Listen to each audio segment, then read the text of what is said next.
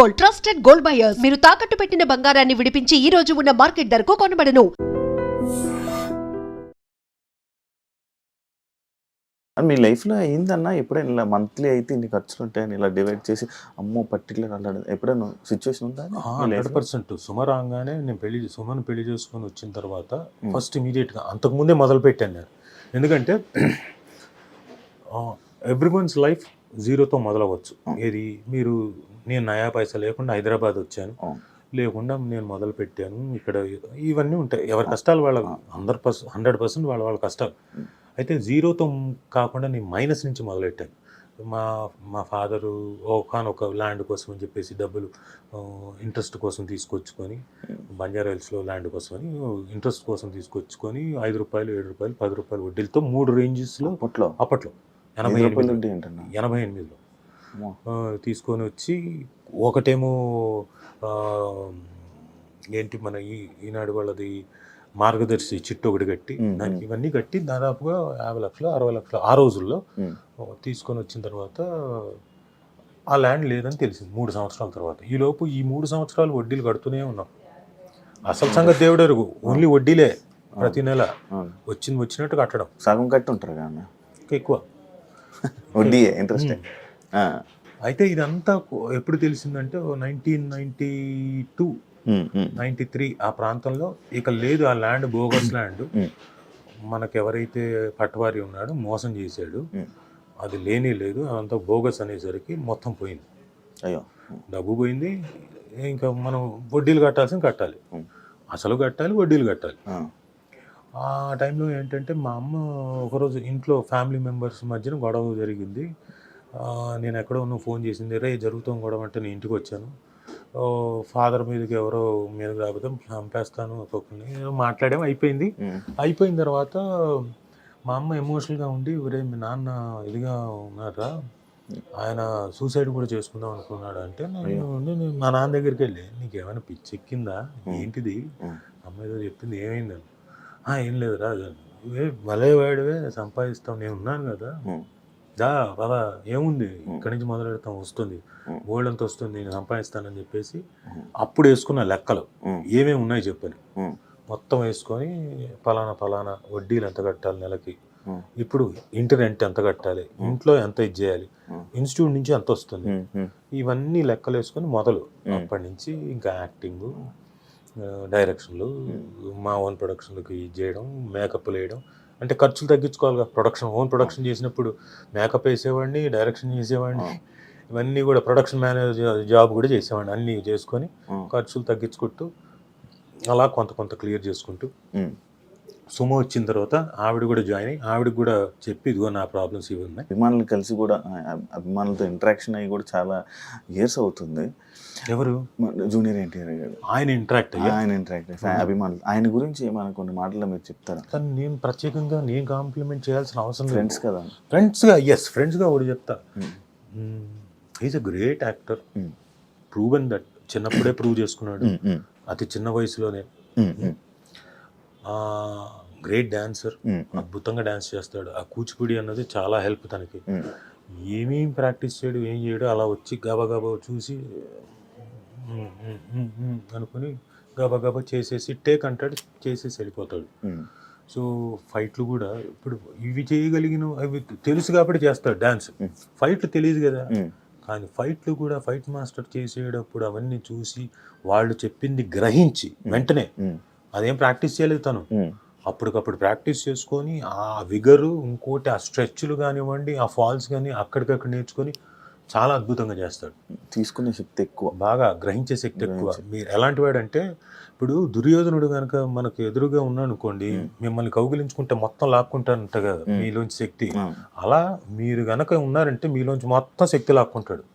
మీలో ఉన్న విద్య అంతా అని లాగుతాడు. మమ్మీలో అన్నాళ్ళు వసూలులాగా అని పిలుస్తాడు. సో చాలా ఏకసంతాగ్రహి, ప్లస్ చూస్తాడు ఎవరు ఏం చేస్తున్నారు ఏంటి, అబ్జర్వేషన్ ఎక్కువ. అండ్ ఆ అబ్జర్వేషన్ ఉంది కాబట్టే వెంటనే ప్రతిదీ ఈజీగా గ్రహించగలుగుతాడు. మీ ఇద్దరికి ఏమైనా గ్యాప్ వచ్చిందండి? గ్యాప్ ఏం లేదు, మా ఇద్దరు గ్యాప్ ఏంటి, గ్యాప్ అనుకుంటారు జనం. అనుకుంటున్నారా? అంటే పెళ్ళైన తర్వాత కూడా నేను పక్కనే ఉండాలి, నైట్ 12 గంటల వరకు ఉండాలంటే సాధ్యమా? అవును.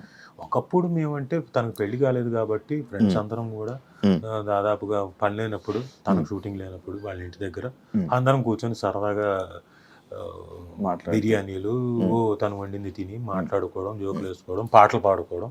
తన పాటలు అద్భుతంగా పాడతాడు, అలా అలవోక పాడతాడు. ఏ పాట అయినా సరే మొత్తం లిరిక్స్ గుర్తుంటాయి. ఇప్పుడు మనకు ఒక పాట గుర్తుందంటే ఓకే, ఇలా ఏదైనా వస్తుంటే అది పాడుతుంటాడు లిరిక్. అవును, RRR సినిమా టైంలో మన కీరవాణి గారు కూడా చెప్పడం జరిగింది. ఆ జుమ్ముకు అది అంటారు కదా, ఒక పాయింట్ మీద చెప్పి ఆ లైన్ గురించి చెప్తాను, నాకు ఈ పాయింట్ ఇలా నచ్చదని కూడా అంత పాయింట్ టు పాయింట్ చెప్తూ ఉంటారు సాంగ్స్ మీద. ఎవ్రీ లైన్ కూడా ఆయన వింటారు. హోమ్ టౌన్ గురించి ఏం చెప్తారన్న, ఎందుకు చూడాలి అని అంటే? ముందు హోమ్ టౌన్ అనేది హృదయంగా ఉంటుంది. ప్రతి వాళ్ళు వాళ్ళ జీవితానికి వాళ్ళ హోమ్ టౌన్కి కనెక్ట్ అయిపోతారు. మనం ఎక్కడి నుంచో వచ్చి సిటీలో బతుకుతున్నాం.